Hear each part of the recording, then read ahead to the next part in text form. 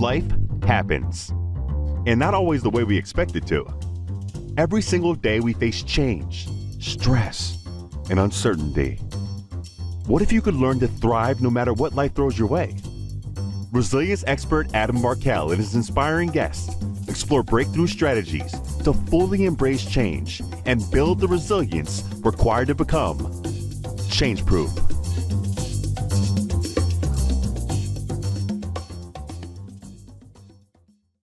How do you become a true leader in a way that's genuine and caring? In this episode, I speak with Tom Peters, who honorably served in the Navy and is the best-selling co-author of In Search of Excellence, the book that changed the way the world does business and is often tagged as the best business book ever. In November 2017, Tom received the Thinkers 50 Lifetime Achievement Award. And in this episode, Tom shares that a leader's role is to make every living human being better and more successful in the way that they work. You need to connect with others as individual human beings, Tom says, not as job categories. Being decent, caring, and thoughtful when getting your job done despite all of the roadblocks is essential. We also discussed how to show your team that you truly care and the role of a leader in the new landscape of digital work. So sit back and enjoy this replay conversation of my discussion with Tom Peters. So Tom, you probably have heard your own introduction a time or two. Like for me, it's always just a little surreal, standing in the wings, waiting to be brought up on stage, listening to the introduction, and on some level, it's just, I feel a little uncomfortable even just sort of listening to the way that thing unfolds. And now you've heard me sort of introduce you. Tom, what's something that's not written, that's not stated in your bio or your introduction that you would love for people to know about you? Well, no jail time, I'm delighted to say. Though if you are my age, driving sober was not all that common. No. And if you did overdo it a little bit, I was in Maryland, the policeman would stop you, and I'd had this happen a couple times, and he would say, look, I'm not going to give you a ticket. You're going to pull over on the side of the road. You're going to stay on the side of the road. I'm coming back in an hour, and if your car is moved, you get a DUI. And, it's a different era.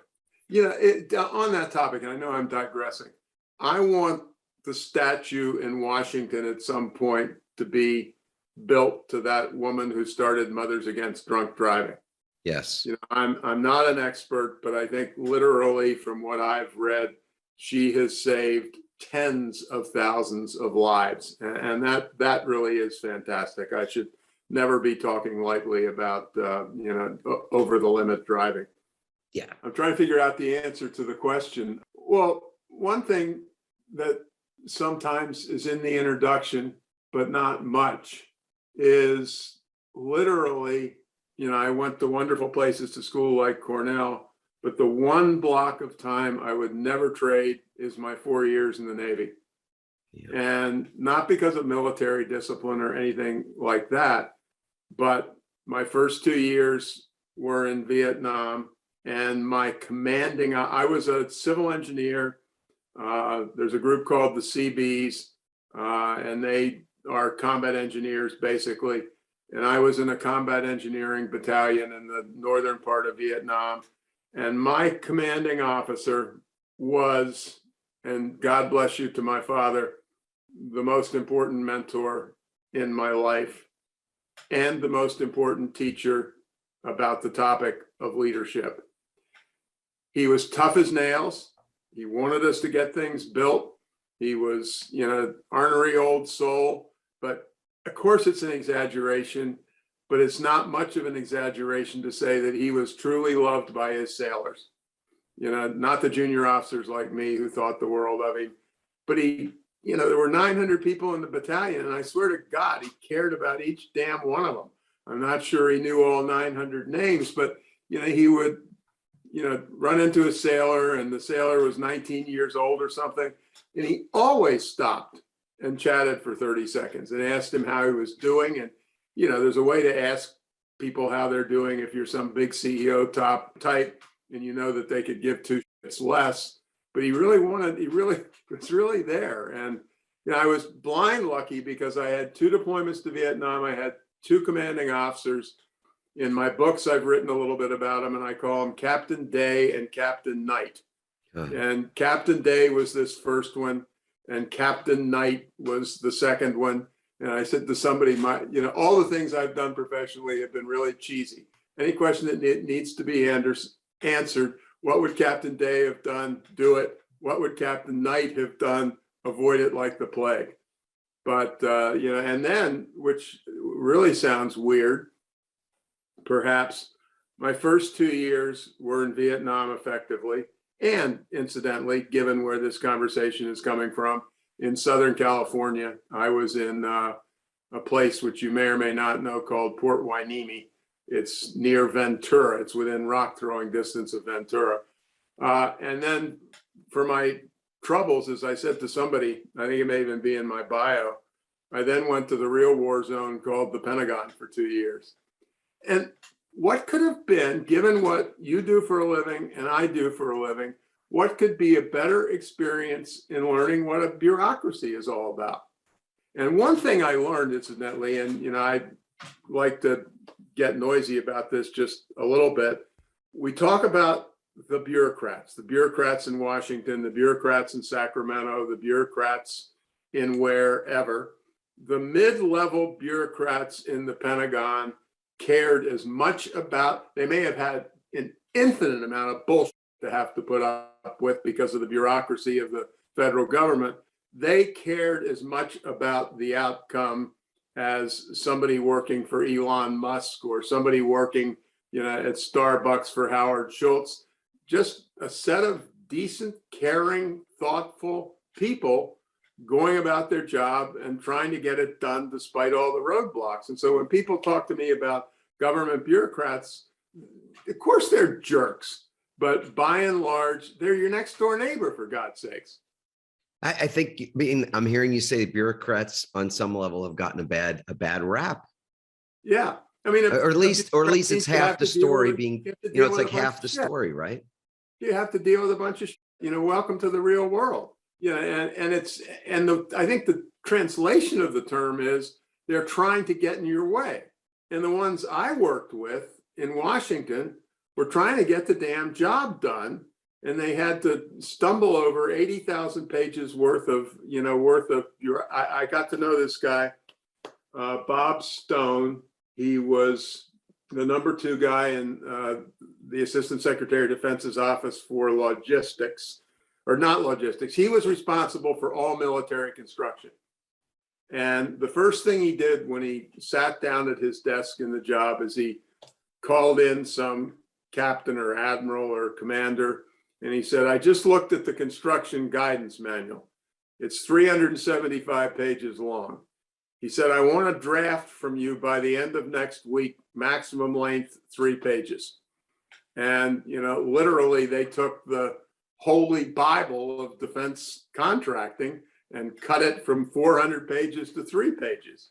And the whole world, did not flip on its axis or anything, but, it's, so the bureaucrat in 9 out of 10 cases is trying to do his best of a not easy situation. Yeah. I mean, I think that's, we probably will cut the cord on that a little in the moment, but I just think in the world that we're living in right now, where it's so easy to scapegoat. I mean, scapegoating is not something new, obviously, but to cast blame and to create sort of an easy way to judge. I think the bureaucrat has that word or the way, Sure. Government and people that are in ministerial positions are seen. It's really pejorative, right? It's a negative thing. Well, and also I think, and we could spend the next day on the topic, social media has made it incredibly easy to do it in ways that can be instantly, truly poisonous. Yes. And divisive. And I can't imagine, honestly, people wanting to go into that work when it's so easy to have them be under the bus for pretty much anything. But I want to go back to what you said in your work, and so many people will be familiar with the books you've written, In Search of Excellence just being one of the many books. No quiz here, Tom, but how many books have you written at this point? I'm really just curious. 20. 20 books. Now, here's what's Remarkable. important about that. 20 as a former engineer. I'm not sure I'm getting the connection. The most unlikely thing on earth. That you'd go into a more creative pursuit, you mean? Like right brainy and all that? Yeah, well, what I mean is that engineering at Cornell was just brutal technical stuff. Yeah. And there wasn't any room for all that frizzy stuff. You couldn't read between the lines, in other words. Yeah, exactly. Interesting. Well, you mentioned Captain Day and Captain Night. Now, in my work that is primarily about change and resilience as a way to navigate change, and I tell a story about my days as a 19-year-old lifeguard on a beach where we called we had a lifeguard corps. It wasn't the military, but there were military people there. It was a system that was similar in some respects. So we had our captain, very influential. So Captain Day, Captain Night, it's a tale of two leadership styles, I'm assuming from that. Yeah, it's as I said, Captain Day was actually tougher about getting things done, but he cared about the people who did them. And he made it entirely clear that he did care about them. Right. And when he gave you a hard time, even though he was your commanding officer, when he gave you a hard time, it was usually with a smile on his face. He would call me in and he would say something that I had screwed up. And he would say, "Now, Tom, you and I both know it could have been a little bit better than that." And he would say it with a smile, but it was a smile that devastated you in the best sense of the word, as opposed to, I know we haven't got a million years, but with the second commanding officer, and I will remember this until my deathbed, which I'd like to be a little while from now anyway, I was responsible. I was in the operations group for writing what was called the deployment report about what we had done for the last 9 months. And the commanding officer called me in one time and he looked me in the eye and he said, "Mr. Peters." Mr. is what you call a junior officer in the Navy. You don't say lieutenant or anything like that. He said, "Mr. Peters, do you not know the difference between the word tangible and palpable?" And I did the one thing I shouldn't have done. That is, I burst into laughter. But I mean, sure, I should have used the right word, I suppose. But that was his level of concern. Yeah. And the other commanding officer would have said, "Come on, guys, we got to get that damn bulldozer fixed. I'm coming out to help you." So, Tom, I think this is so poignant. Now, there's a word, maybe, in the moment, like to meet the moment that is the Great Resignation. You probably, I don't know if you've seen a time in your history, your long and illustrious history in advising businesses, leaders, et cetera. Have you seen a time when more people have voluntarily decided to leave the ranks of the employed? No. And I want you to, if you could, to tie it back to what you just shared with us about those two styles of leadership, because I have a theory about it, but nobody cares about my theory in this moment. We want to hear from you. Well, given the new technology, given the pandemic, given the power of Zoom and so on, I understand that there's significant differences about how we get work done. Okay. The role, a leader has one role, and it is not to have the best technology. It is not to have the best whatever. The role of the leader is to make every living human being with whom she or he comes in contact successful and growing. And I don't care whether it's a 2-week temp or a 22-year employee. The judgment of the leader as a person is what happened. I had this wonderful thing happen. I was giving a speech in Mumbai, and sitting in front of me was a 4-star Indian general who ran the army, which scared the hell out of me as a young junior officer. I was standing there saluting. But at any rate, I don't know how we got into it, but he said, when I'm looking at promoting X or Y into this next role, there's really only one thing I'm interested in. I want to go back and find the people who worked for him and find out the degree to which they became more successful because of the 2 years they spent with Tom Peters. He said, that's the measure. You know, I'm not interested in their P&L and did they do this and do that, but what was their record of growing their fellow human beings? Now that's what a leader does. And it's difficult, particularly in technical areas. And I'm kind of a case in point. Engineers solve technical problems. And then unless you or I is a total incompetent, wherever we've gone to work, by the third year, second year, we'll be leading some kind of project team, right? Maybe part of another team, but 7 or 8 people will be, I don't care what words you use, reporting to or what, but you'll be the person in charge. At that point, and this is what I particularly talk to young people about, your life changes.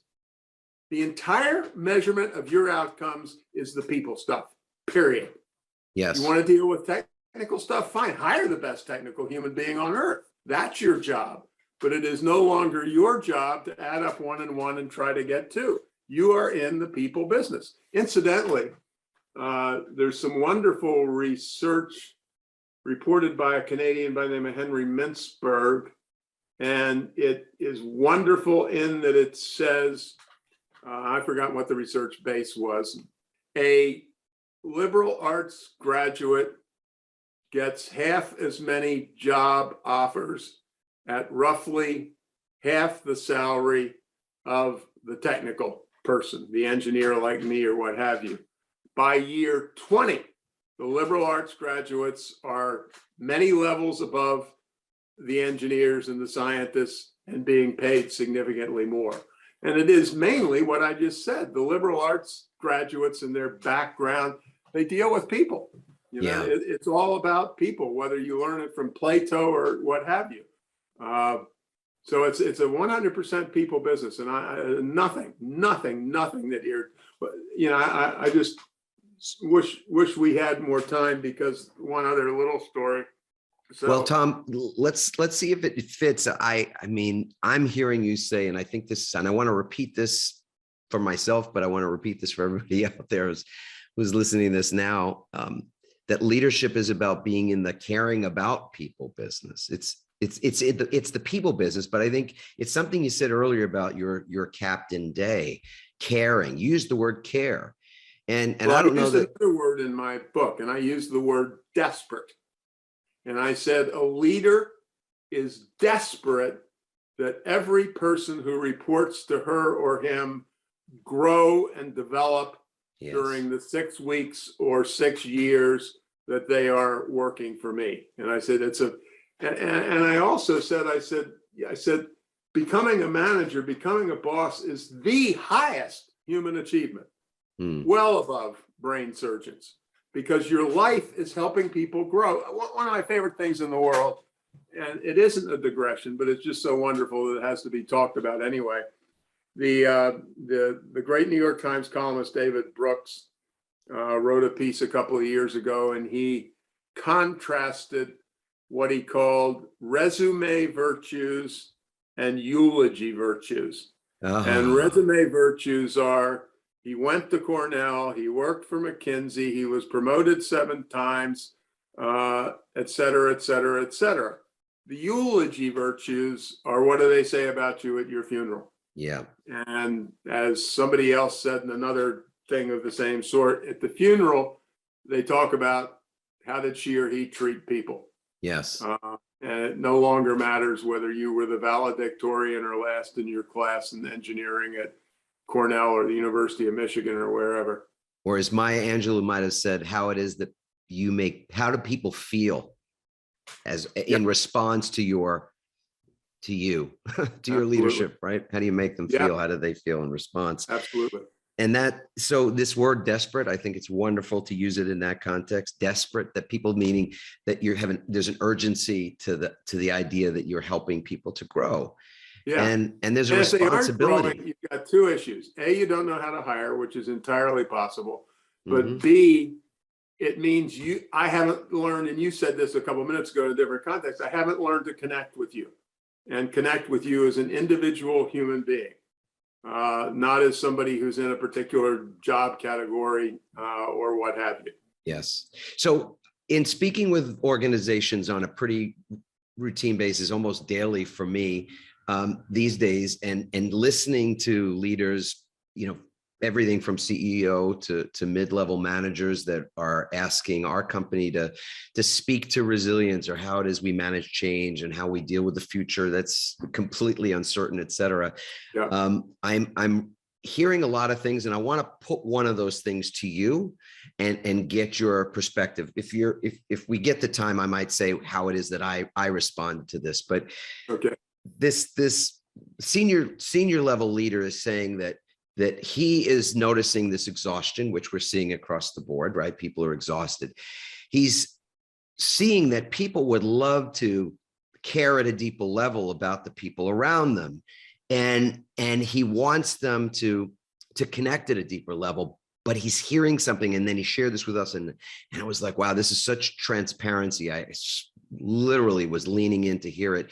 He said, when they're having conversations with people and they're asking, so how you doing? And then the response is, can I really, are you really asking me? Yeah. Or is this the usual, the perfunctory, how you doing? Oh, good. How you doing? And everybody goes, okay, we asked, we ticked that box, right? You okay? Everybody, you good, right? And everybody goes, yeah, we're good. They say, okay, good. I checked in with my team. I checked in with my people. And we know that's BS, right? Because if you just ask that next question, like, instead of how you doing, what are you doing? Or you ask that question, tell me, share a little bit more. You say you're doing okay. I want to really know. And then they say, no, in all honesty, we're being honest now, I'm struggling. And he said his people don't know how to handle that response. They're not therapists. They're not counselors. They're not ministers. What do? In that moment, they, like you said, let's say they've been an engineer, and 2-3 years later, they're leading a team of 7. And now somebody says to them, I'm struggling. And they're at a complete loss, Tom, for what to do. So I want to put that potato in your lap and get your thoughts on it, where it is that we can support that junior leader, that manager who's going to handle that kind of a serious conversation. Well, the first thing I'm going to say is rude and crude. And the rude and crude thing is, and we're now going up a level, you should never have promoted the son of a bitch into a managerial job, period. There are people who get along with people. There are people who give a shit about people, and there are people who do so on a lesser degree. I quoted this guy who was a biotech CEO in my book, Two Things I Want to Tell You. And he said, we only hire nice people. And this is biotech, for God's sakes. And he said, look, you've got some job category. And he said, Tom, you're a smart guy, but you don't even know how the name of the degree. It's so sophisticated. He said, I found something out though. Whatever it is, no matter how narrow it is, there are a lot of people who have that degree. Don't hire the jerks. So now I'm Tom, you've just had an interview with me. You're drooling. I am so incredible at the skills that are needed. You can drool all you want, Mr. CEO, but when I leave your office, I now have to run the gauntlet. And running the gauntlet is 6 or 7 interviews with a receptionist, with a junior research person, with somebody in the finance department. Despite the fact that you're in love with me, any of those 6 people can say, don't hire Peters. And, I think that is just bloody brilliant, basically. The second one, and, I almost want to say it slowly, and I know, I hope people pay attention to it. Every darn list that comes out, the best medical group is always the Mayo Clinic, for God's sakes.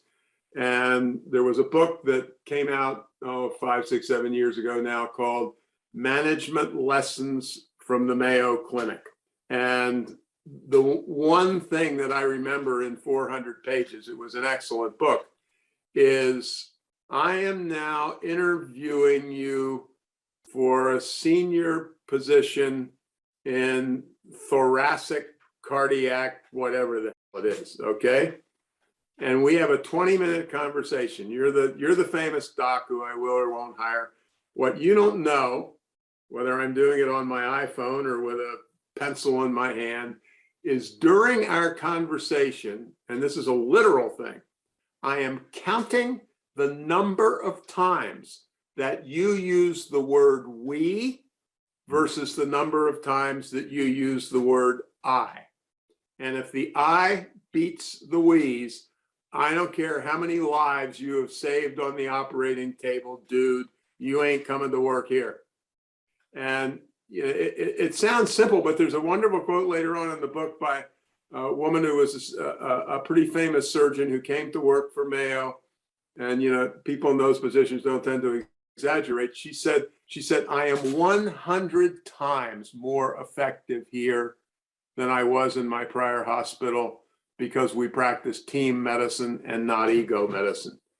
And, it's so nobody ought to be in that leadership position unless they know. Yeah, I mean, going back to the thing you started it with is the phony conversation versus the real conversation. The how are you, in which it's obvious that I don't give two shits about you. It reminds me, which I was actually writing something about that. I think it was in a tweet this morning.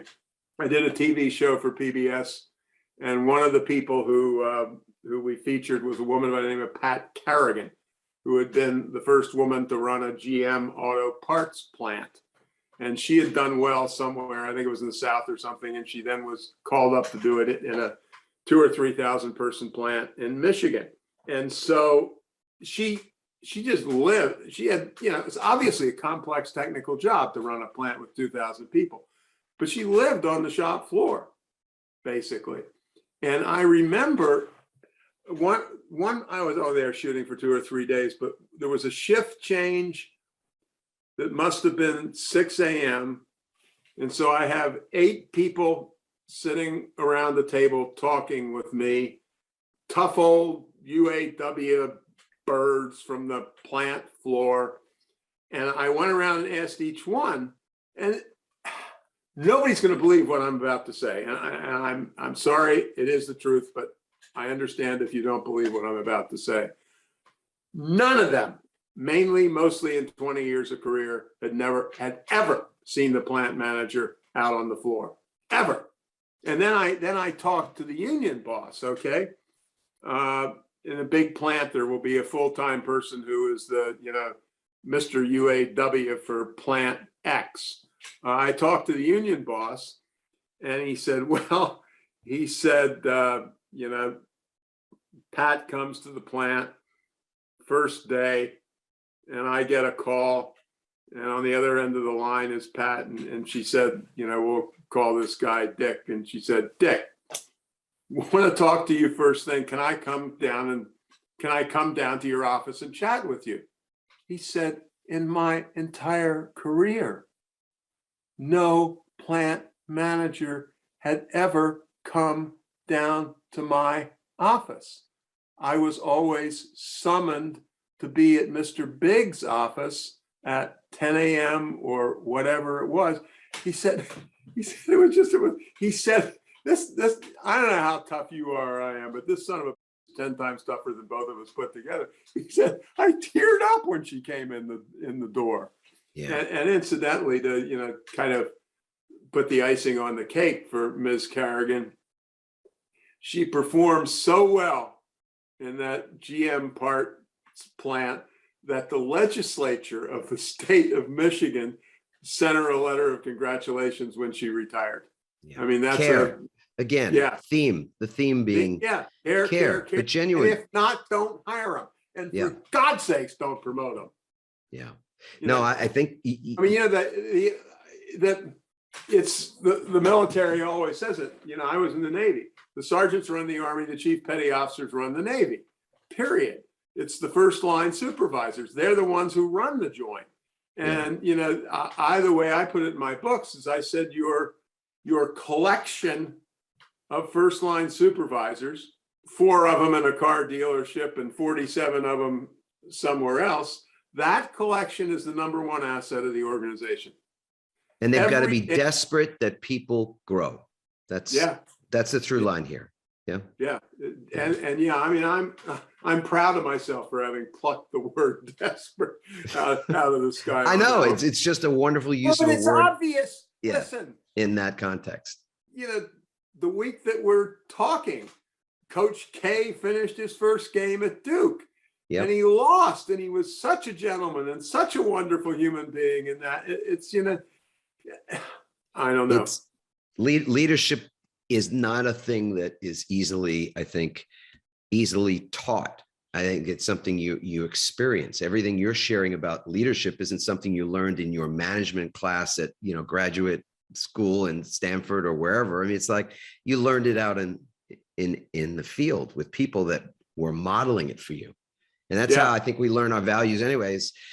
You learn them as they're modeled to you as a child, whether it's parents, grandparents, or others that have influenced you. You agree with that, Tom? I'll tell you one other little story that sounds not connected, but it was something that was triggered in what you just said. And this is about as far away as you can get in a way, but it's really spot on if I tell it right. You've got some problem. You have a CAT scan, and later that day or the next day, and 200 yards away or 200 miles away, a radiologist is going to read your CAT scan. Okay. When two groups, group A, the CAT scan, the data from your CAT scan, and I'm the radiologist, is going to come across a screen. And it's going to be a bunch of numbers, and it may be a bunch of graphs, it may be whatever the hell it is. It's going to be all tech data, if you will. Now, in this one experiment, your data is coming, but before the data comes, because now when you came in for the CAT scan, I said, listen, this is just something we're doing with record keeping. Would you mind if I took my iPhone out and took a photo of you? In case one, before the radiologist starts his work, I see your photo. And then the other group didn't see a photo. In that world, and I'm not technically, schooled, so I'll probably use the language wrong. What we're looking for in your CAT scan picture is anomalies, things that aren't just a little bit off. Okay. If I didn't see your picture, I discovered 80% less anomalies than the radiologist did who started out. It's a simple iPhone photo of you taken. It would humanize the whole thing. Yes. And I mean, you and I are talking about it in terms of managing in the military or managing in the Pentagon or what have you, and all that's true. But just to see the power of the humanizing, I just see a photo of a real human being, and then all this damn data comes across, and you came alive because of it. And I hate to use this language and keep using bad, salty language. It was a picture taken from a iPhone that shows up before the charts and the graphs come along. Right. It's crazy, but it's exactly what you and I have been talking about. Yeah. In slightly different language. It's, you could call it soft. You could call it a lot of things, but the word care, just a lot of words to use, right? We could pick any number of words. I mean, we talk about how it is that we create resilience, but in essence, I've got the basis of it. Go ahead. I might sell the word to you. I love the idea so much that you are having a conversation with the owner of giveashism.com. Yeah. And so that's my analog to care. Yes.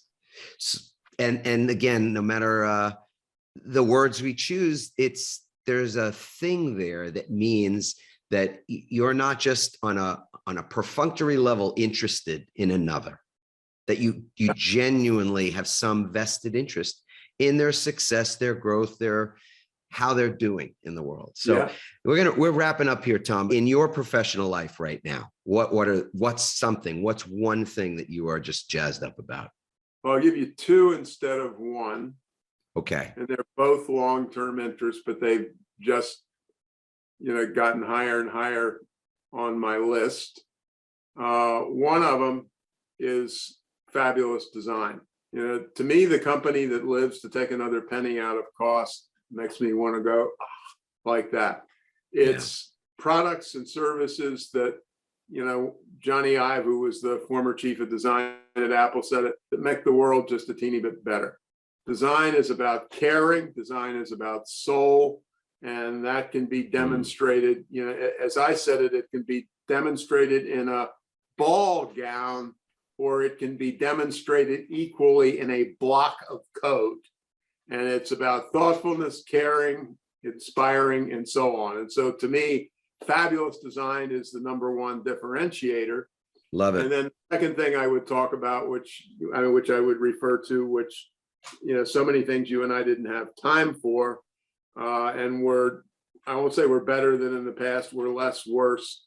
The research is clear. On average, women are better leaders than men. If you've got less than 50% of your board of directors as women, and if you've got less than 50% of your executive team as women, you are I feel so good in this moment because more than 2/3 of the leaders on our team are women. So you just made my day, Tom. I most days I feel at some point like and now I do not in this moment. But one little thing, which is kind of like the photograph, the radiology. There's a wonderful book I read years ago. The author is a woman by the name of Luann Brizantine, who's a neuropsychiatrist at the University of California, San Francisco. And she wrote a book called The Female Brain. And one tiny indicator, by the age after birth of 3 days, female, whatever you want to call them at that age, girls, baby girls, are making 3 times more eye contact with their fellow human beings than baby boys are.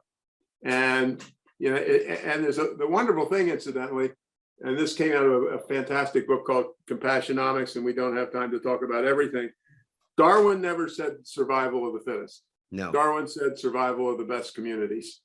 Mm-hmm. Some other guy, Spencer, said survival of the fittest. If you have a great community, you produce more kids and the kids live longer. And back there 80,000 years ago, that was incredibly important. Yes. And, you know, or as I might say, the most resilient communities. as I meant to say and was on the tip of my tongue. It was on the tip of your tongue, Tom. Resilient community. There's no issue about that. Awesome. Tom, it has been an listen, if you make it to my age, which is 79, you've taken a lot of and you've got I should be wearing your shirt. Yeah. You know, we'll send you one. And we can't do this because this is a family audience. My shirt would say resilient MF, except we would spell it all out. Yeah. Or today, again, in language people know, resilient AF. Okay, Tom? Yeah. Don't. Absolutely. This is a shirt for you, buddy. Listen, a pleasure, not the understatement, a pleasure to spend time chatting and catching up. And the feeling is mutual. It's been a terrific conversation. Wonderful, Tom. Thank you so much, everybody. Of course, we welcome your feedback. Love your questions. If you know somebody that would just salivate to be listening in on this, go ahead and share it. Share this episode. Leave us a comment, and of course, we'll look forward to serving you further in the future. Thanks so much. Well, I mean, seriously, what an interesting interview. What an interesting guy. Tom Peters is, I mean, he's got so many stories. He's just so rich with information and insight, and ways to bring kind of dry topics at times to life. Loved hearing about Captain Day and Captain Night. A wonderful way to sort of tee up the conversation about leadership styles and the effective way that we can be leading people now and not leaning into an old paradigm, the way things were done in the past, because there's no question that the way things were done in the past are not entirely effective in the moment, and I would venture to say maybe entirely ineffective and even obsolete going forward.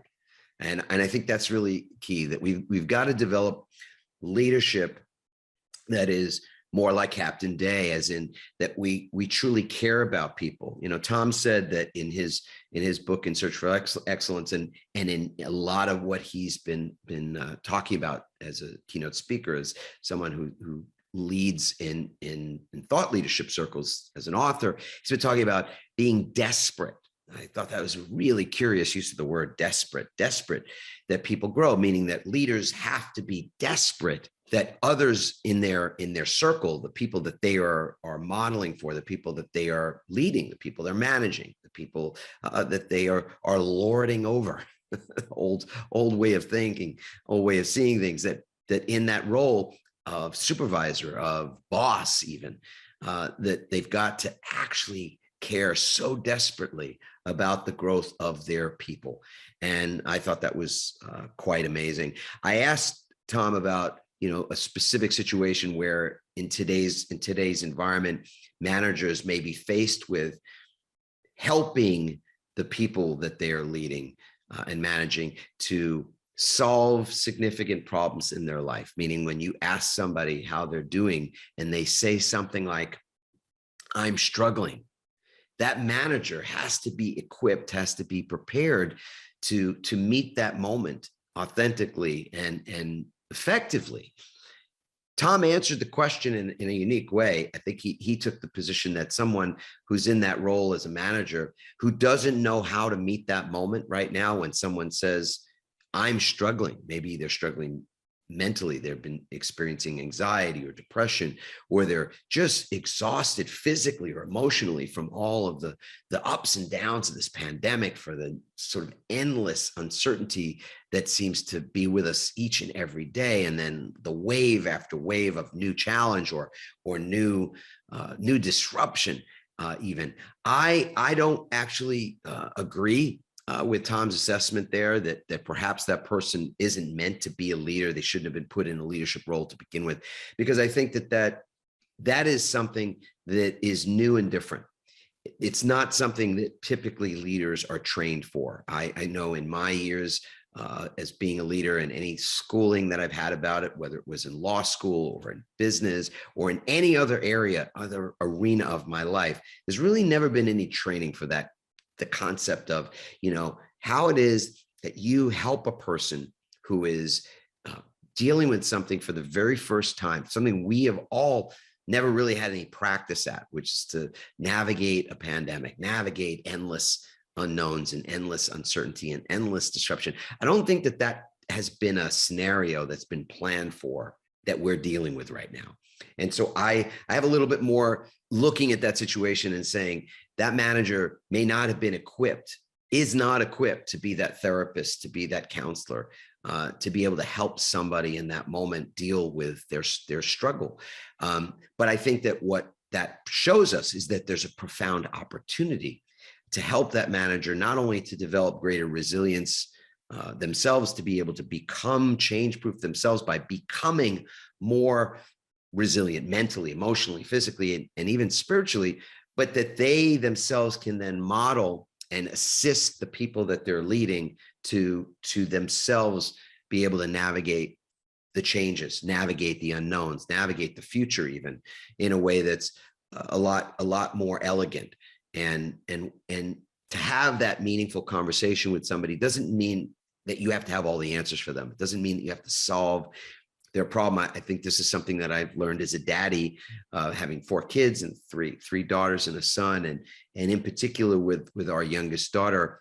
You know, with my other kids, I tended to be more well received, I suppose, when I was offering up a solution to a problem or something like that. Maybe they were just being kinder to me. I don't know. But with my younger daughter, I got a pretty good lesson when she was in her mid-teens, that she didn't want me to try to solve the problem, that frankly, all she really wanted to do was share it.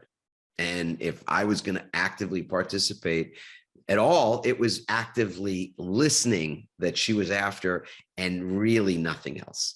And only more recently, having done my fair share, I suppose, of listening, has it been the case that she's come to me with her problems to ask me directly what I think about something or how I would approach something and get my guidance or my counsel or whatever it might be.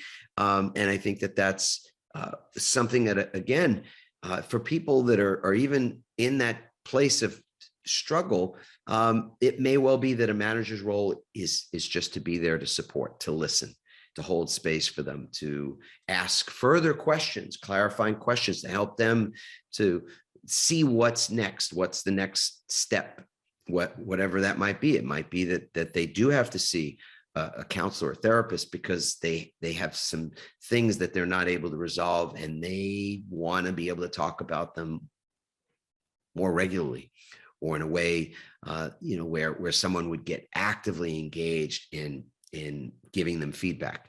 So I think what we do now is we've got to re-examine the role of that manager, the role of that leader, that senior level leader or that junior level leader, to say, how do you deal with a person on your team who is struggling, who's been courageous enough to actually answer that question? And frankly, that's the first duty of the manager, is to ask the questions and then ask the next and the next, and really care enough to go deeper, to want to know more, and to do that active listening, and then to ultimately be able to just hold that space for someone's coming through things, as we all go through things, and we have to work through things, and often it is that we are going to work through them, but to not work through those things alone, I think, is the key. We've got to let people know by our caring, and this is something that Tom and I did discuss quite a bit, that through our actions that show caring, that we are showing the people on our teams that we have their back, that we're with them, that we support them, that we're desperate for their growth, as Tom said. And I think that's certainly where the two roads cross over. I so agree with Tom in that arena. And I think that we've just got to be looking at how we train leaders a little bit differently now to meet the moment. This is a very new moment and a very new time, and the future is going to demand more compassion, not less. It's going to demand more empathy, not less. It's going to demand more emotional intelligence, not less. It's going to demand more resilience, holistic resilience, not less, going forward. So I'd love to get your comments, get your thoughts, your feelings, things that you agree with, disagree with. Just love to hear them. So please feel free to leave a comment. You can email team@adammarkel.com. Of course, you can leave us a rating. We'd love to get your thoughts about the podcast, and we'd love you to subscribe. We'd love you to share this episode and others with other people in your arena. If you've not yet taken your own resilience assessment, you can go to rankmyresilience.com, rankmyresilience.com, and take that assessment, or you can get it on the website at adammarkel.com as well, and find out where are you right now, mentally, emotionally, physically, even spiritually, when it comes to your resilience zone. It's been a blast as always. I hope you've loved this episode, and I can't wait to serve you further in the future. We'll say ciao for now. Thanks for listening, everyone. We hope you now have even more tools and greater insights to build resilience and become change-proof. Help us inspire others by sharing this episode and leaving your comments over at adammarkel.com/podcast. For more resilience tips and strategies, including support for building change-proof teams, visit adammarkel.com/become change-proof.